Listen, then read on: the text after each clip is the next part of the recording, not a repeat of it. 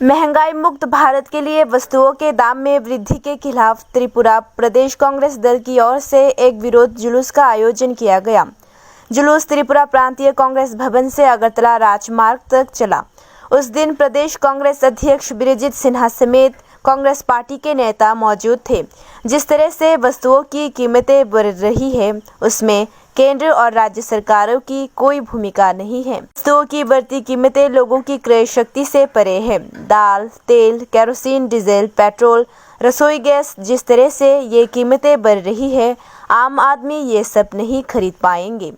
इसे देखते हुए राज्य प्रांतीय कांग्रेस पार्टी द्वारा विरोध प्रदर्शन किया गया। प्रदेश कांग्रेस के अध्यक्ष बिरजित सिन्हा ने कहा कि अगर राज्य और केंद्रीय सरकारें कार्रवाई नहीं करती है तो वे आने वाले दिनों में और बड़ा आंदोलन करेंगी।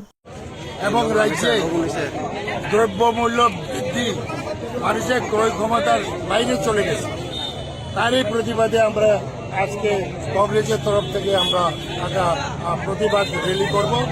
এবং আজকে সরিষার তেল সাধারণ মানুষ তেল খাচ্ছে না। সাধারণ মানুষ সরিষার তেল, মসুরি ডাল, এরপরে কেরোসিন, এরপরে ডিজেল, পেট্রোল, গ্যাস সমস্ত কিছু আজকে আকাশ ছোঁয়া। সাধারণ মানুষের ক্রয় ক্ষমতার বাইরে জীবনদায়ী ঔষধের দাম দিন দিন বৃদ্ধি হয়ে গেছে।